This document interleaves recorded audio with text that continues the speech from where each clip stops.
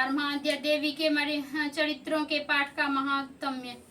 देवी बोली, हे देवताओं, जो पुरुष इन स्तोत्रों द्वारा एकाग्रचित होकर मेरी स्तुति करेगा उसके संपूर्ण कष्टों को निसंदेह हर लूंगी। मधु के टब के नाश, महिषासुर के वध और शुंभ तथा निशुंभ के वध की जो मनुष्य कथा कहेंगे, मेरे महात्म्य को अष्टमी, चतुर्दशी व नवमी के दिन एकाग्रचित्त से भक्ति पूर्वक सुनेंगे, उनको कभी कोई पाप न रहेगा। पाप से उत्पन्न हुई विपत्ति भी उनको न सताएगी, उनके घर में दरिद्रता न होगी और न उनको प्रियजनों का बिछोह ही होगा, उनको किसी प्रकार का भय न होगा। इसलिए प्रत्येक मनुष्य को भक्ति पूर्वक मेरे इस कल्याणकारक महात्म्य को सदा पढ़ना और सुनना चाहिए। मेरा यह महात्म्य महामारी से उत्पन्न हुए संपूर्ण उपद्रवों को एवं 3 प्रकार के उत्पातों को शांत कर देता है। जिस घर व मंदिर में या जिस स्थान पर मेरा यह स्तोत्र विधि पूर्वक पढ़ा जाता है, उस स्थान का मैं कभी भी त्याग नहीं करती, वहाँ सदा ही मेरा निवास रहता है। बलिदान, पूजा, होम तथा महोत्सवों में मेरा यह चरित्र उच्चारण करना तथा सुनना चाहिए। ऐसा हवन या पूजन मनुष्य चाहे जानकर या बिना जाने करे, मैं उसे तुरंत ग्रहण कर लेती हूँ।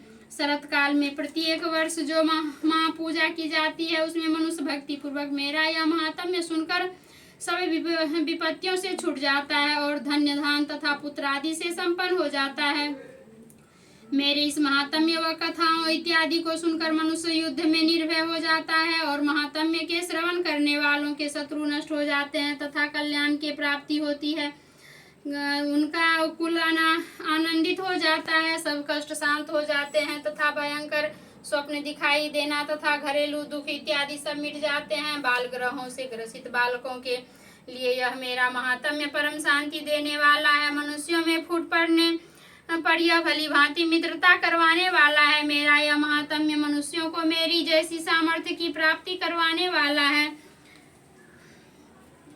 पशु, पुष्प, अर्घ्य, धूप, गंध, दीपक इत्यादि सामग्रियों द्वारा पूजन करने से ब्राह्मण को भोजन करा के हवन करके प्रतिदिन अभिषेक करके नाना प्रकार के भोगों को अर्पण करके और प्रत्येक वर्ष दान इत्यादि करके जो मेरी आराधना की जाती है और उससे मैं जैसी प्रसन्न हो जाती हूँ, वैसे ही प्रसन्न मैं इस चरित्र के सुनने से हो जाती हूँ। यह महात्म्य श्रवण करने पर पापों को हर लेता है तथा आरोग्य प्रदान करता है। मेरे प्रादुर्भाव का कीर्तन दुष्ट प्राणियों से रक्षा करने वाला है, युद्ध में दुष्ट दैत्यों का संहार करने वाला है।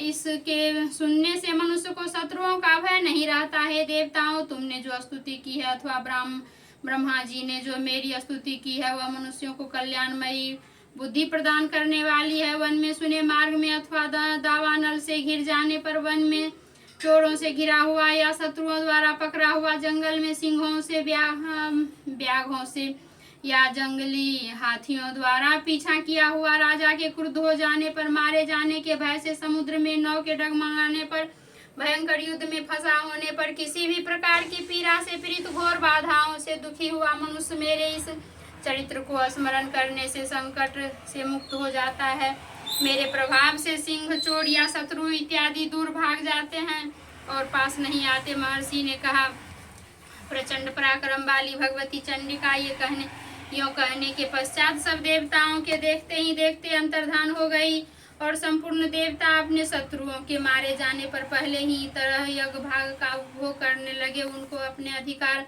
फिर से प्राप्त हो गए। युद्ध में देवताओं के शत्रुओं शुंभ व निशुंभ के देवी के हाथों मारे जाने पर बाकी बचे हुए राक्षस पाताल को चले गए। हे राजन, इस प्रकार भगवती अंबिका नित्य होती हुई भी बार बार प्रकट होकर इस जगत का पालन करती है, इसको मोहित करती है, जन्म देती है और प्रार्थना करने पर समृद्धि प्रदान करती है। हे राजन, भगवती ही महाप्रलय के समय महामारी का रूप धारण करती है और वही संपूर्ण ब्रह्मांड में व्याप्त है और वही भगवती समय समय पर महाकाली तथा महामारी का रूप बनाती है और स्वयं अजन्मा होती हुई भी सृष्टि के रूप में प्रकट होती है।